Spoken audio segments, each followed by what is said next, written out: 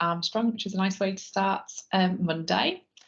So we are starting the week off with our usual Monday Muddle. Just a reminder that we'll be recording the session as always. I can see that you've pressed record, Ed, so thank you very much. If you've got any questions or comments, just please pop them in the chat and we'll address them all at the end. And today is World Turtle Day, so it's a good day to come out of your shell. And it's also National Lucky Penny Day. So see a penny, pick it up, and all the day you'll have good luck, but just make sure you give it a little wipe with something before you do that. So in terms of our tactical meeting last week, there's quite a bit to get through in terms of where we are in terms of an update, in terms of our kind of reset around the pandemic and everything that's happening across the organisation in terms of us trying to operationalise the new guidance that came into play. So essentially, in terms of our kind of incident response to COVID, nationally, that's now stepped down from a level 4 to a level 3 incident. So that's sort of a clear indication, really, in terms of what everybody's feeling now around COVID from a national perspective. There's a massive focus and push, as I'm sure you all know, around our elective recovery work and urgent care as well. So in terms of the programmes that we've got running across the organisation from a reset perspective, that there was a lot of programmes that got paused at the kind of December time because of the emergence of the new variant of Omicron coming on the scene. And that was all around the transformation strategy, building the Leeds way, sort of a lot of the stuff that was kind of our extra pieces of work that we were focusing on in terms of thinking about the hospital moving forward, so, and the trust. So now that we've stepped down to that level 3, a lot of that work will now begin to sort of restart, and you'll begin to see some of those work streams starting across the hospital again. From an IPC perspective, our scorecard continues to trend downwards from the number of COVID-19 patients that we're seeing in the bed base. We're down to 33, or we were on Friday last week. There's still a small amount of nosocomial transmission, but nothing that is putting us up nationally as an area of concern. So that's really good. We are starting lateral flow for elective activity in children. This is going to start from the 30th of May. So we're currently working up the process in terms of what that will look like. Obviously, we've been managing the swabbing for elective work through the swabbing tent. And so it'll be how we get the information out to patients and families in terms of how they access lateral flow testing before they come into the hospital. How they evidence that in terms of the results and the point in time that we're going to be asking them to do the lateral flow. So there are a couple of pieces of that we're still working through. There's a work group for children's that we're linking into the trust in terms of how we operationalise that. So there'll be more information to come. We're having to move really quickly on that because obviously that's starting a week today. In terms of changes to PPE guidance, nothing at the moment is changing for now. We are expecting that there may be a change in the guidance towards the end of the month, but just for now, it's your usual day-to-day. Nothing's changed on the ground from a PPE perspective. In terms of volunteers, they are returning in a phased process now across the trust. So they're focusing in adults around the kind of the elderly care wards. And the Bexley piano player is also coming back for those of you that are ever around and about Bexley. So that's really lovely news. And so we are, as a TRI and Deputy TRI team, looking at the volunteers within the Children's Hospital and what the plan is for getting volunteers back in. So it's just really great as other parts of the trust are beginning to sort of get the approval for volunteers, etc., to come back in. It just gives us that extra weight really to do the same. So that's really nice. In terms of vaccinations, they will continue to offer COVID vaccinations for inpatients, but they're basically acknowledging that this will become more challenging. I think that's definitely more probably on the adult front than for us to really be worrying about. And then terms of car sharing policy, it's been reviewed and you can car share again, which is really good news. So that is all included within the operational bulletin from the 19th of May. And then from a monkeypox perspective, I'm sure you've all been following that nationally.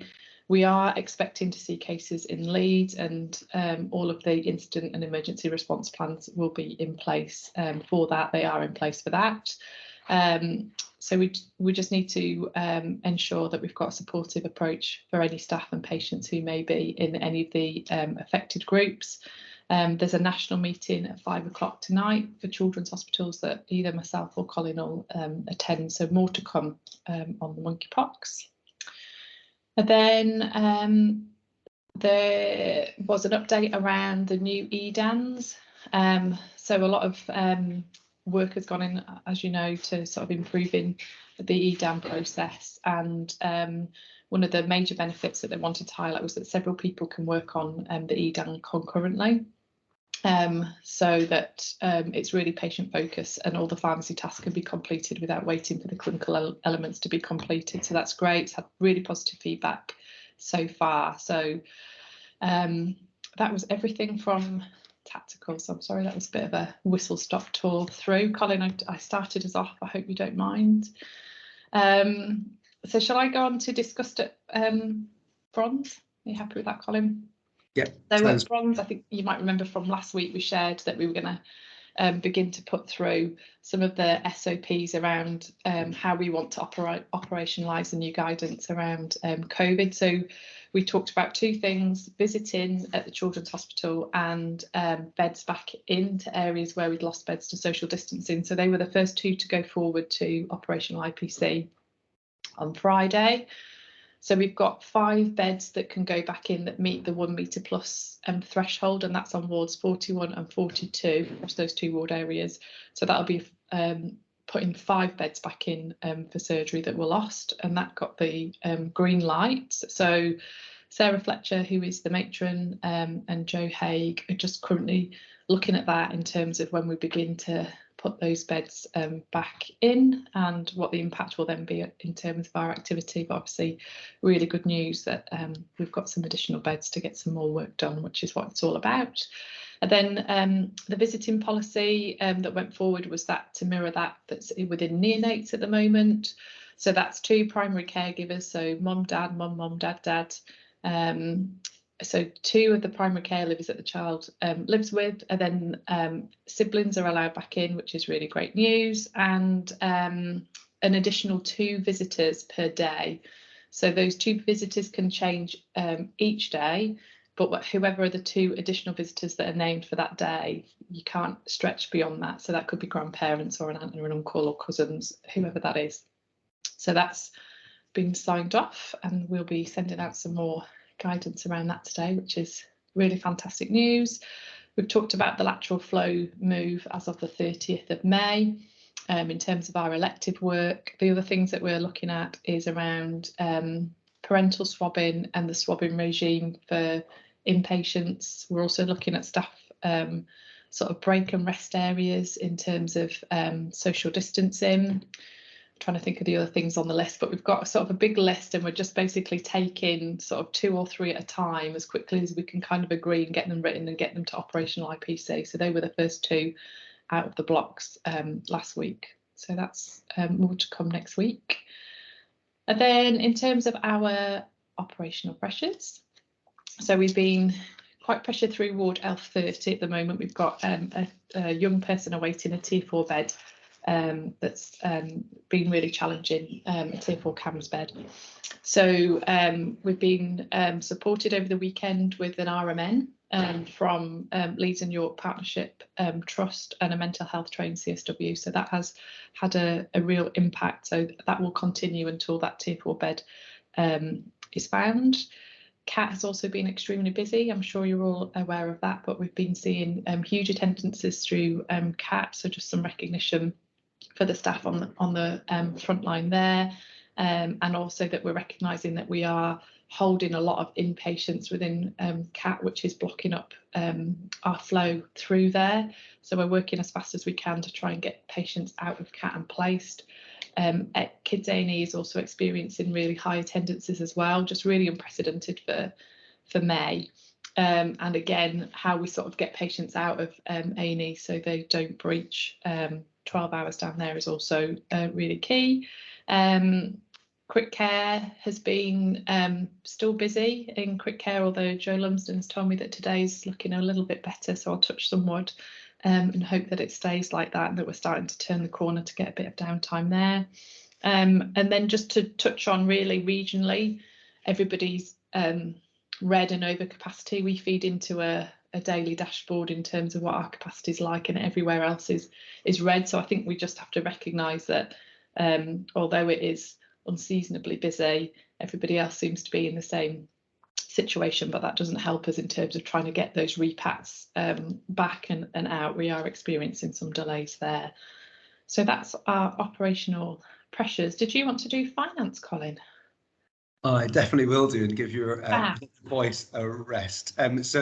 Apologies for joining late. I had a bit of laptop failure this morning as I sit in clinic. So thank you, Laura, for stepping into the breach, although I did miss the turtle jokes. I look forward to hearing that later.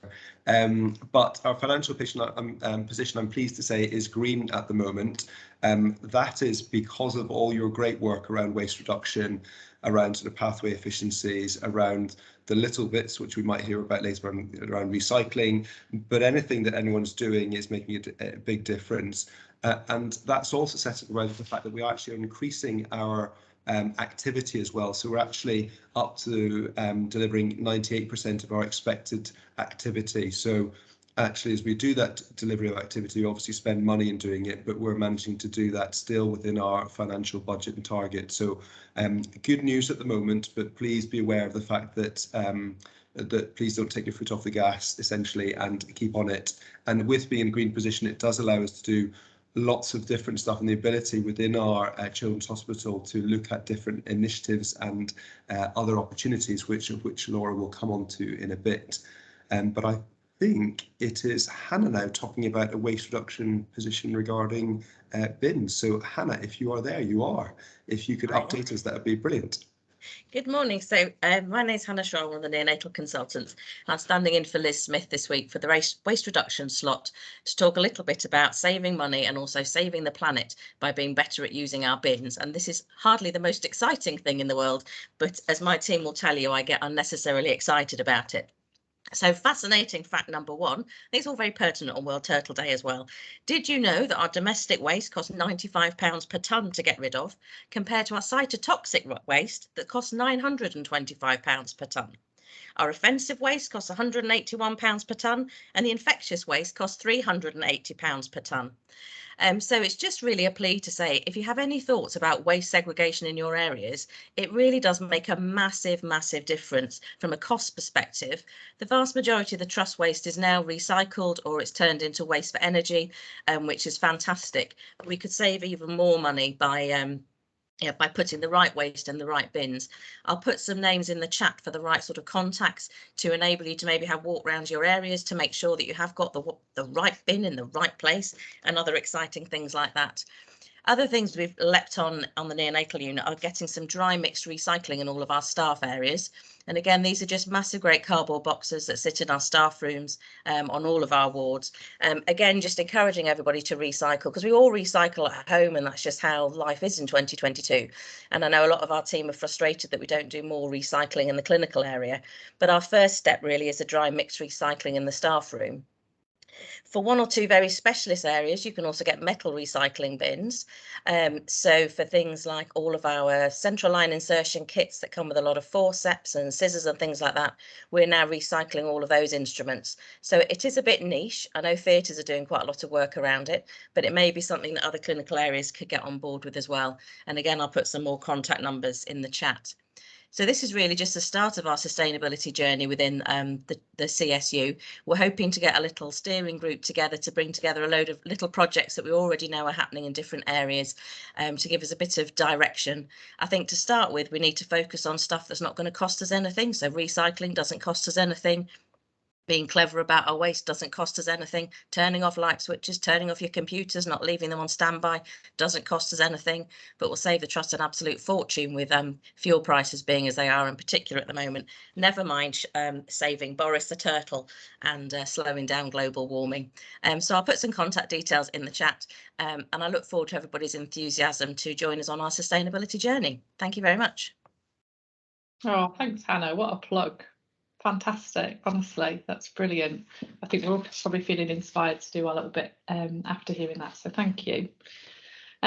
So in terms of sharing success and celebrating, we've wrapped them up into one agenda item. I'm just going to quickly share my screen with you to tell you about the Leeds Children's Hospital Imagine initiative.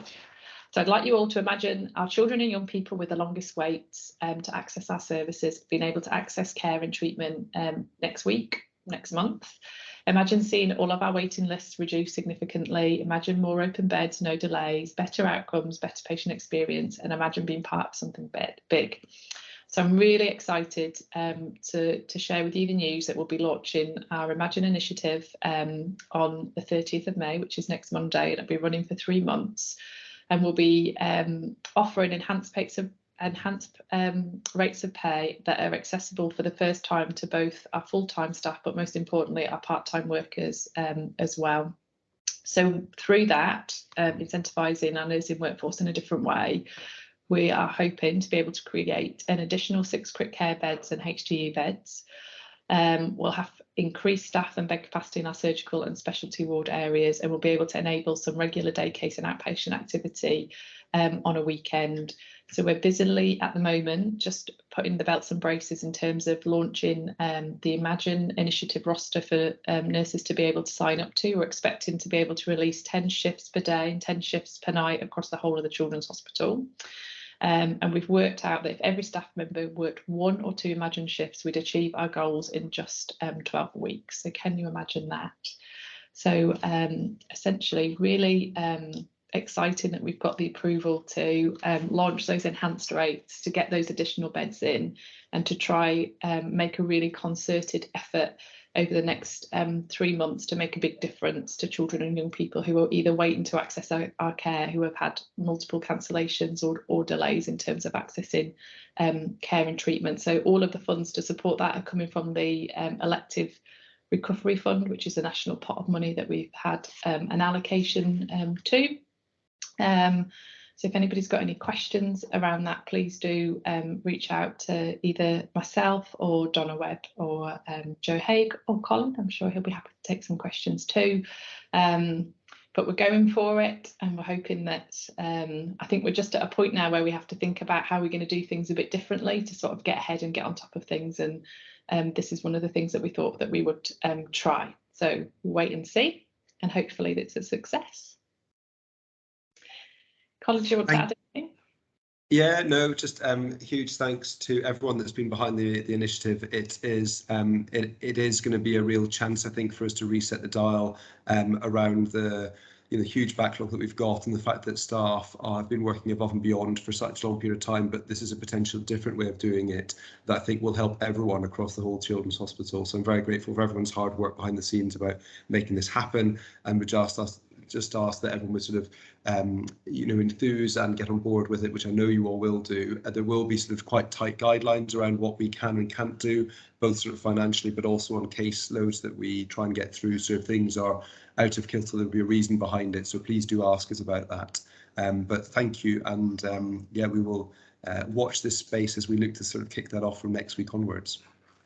So I think that is all the points that we want to address today, apart from the fact that we're sort of on to any other business now, essentially, and we were going to talk about the Leeds Bear Hunt that's due to be launched next week, or this week actually, on Thursday. I better get that right because I'm due to talk at it. So this Thursday at Leeds City Museum, the Leeds Hospitals Charity are launching Leeds Bear Hunt. This is going to be a brilliant initiative based on the book, basically, and they will have big bears around the city, not obviously real live bears. They will be big plastic bears, similar to, I suppose, the yellow bikes that were out there for there we go, there is a bear, thank you. out and about in Leeds, similar to the sort of the when we had the Tour de France, the yellow bikes dotted around the route. There will be different bears around the city.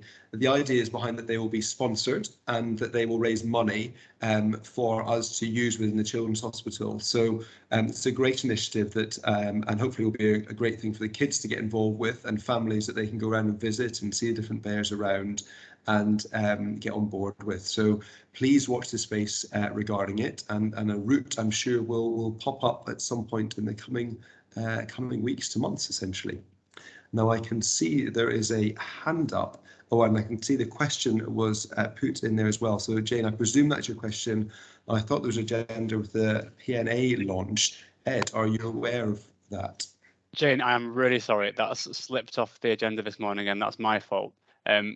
Colin, Laura, do we have time for a quick introduction to that, or? Yeah, I think so. Let's do that. If Jane is here, definitely, or Ed, if you're aware and cited on it, let's do that. Thank you very much. Yeah, thank you. It's literally a quick couple of minutes.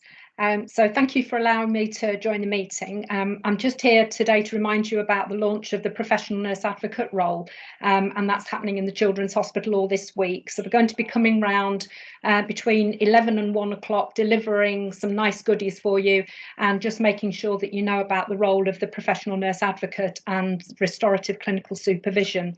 We've already been providing RCS for the new starters, and that's been working really well. But now we feel we've got more PNAs that we can open it up to all staff. So at the moment, we've got 7 qualified PNAs. We've got a further 8 either in training or waiting for their results or waiting to start their programme. And our aim is to have about 20, which isn't the national requirement, but it's getting there. So our job is to offer space, time, safe environment to help staff identify coping strategies, have reflective conversations, develop resilience, restore thinking capacity, and we do this using restorative clinical supervision. So the sort of things that people can come to us are help with revalidation and appraisal. You might have an idea for a project, but you just don't know where to start with it. You might want some career development, or just talking to somebody because you're frustrated about how work is at the moment. It may be that you've suffered a traumatic event, something that's happened at work or even in your personal life, and you feel a loss of confidence or disempowered. So they're sort of the reasons, and all the posters and we've got little business cards as well that we're going to bring with us. The evidence, there's already some evidence. It only started 2 years ago, and it was introduced by the Chief Nurse of England, and it is in the NHS contract, so we have to provide this service. The evidence, one research paper so far has shown that it has proved to be very positive, especially in staff retention. So it differs from other supervision models because it's based around health and well-being, and we've fitted that all into the health and well-being strategy. And we'll be around to tell you more about it today, and that includes the matron's office as well, and the manager's office. So we will be coming with some little treats. So thank you very much. Thanks for that.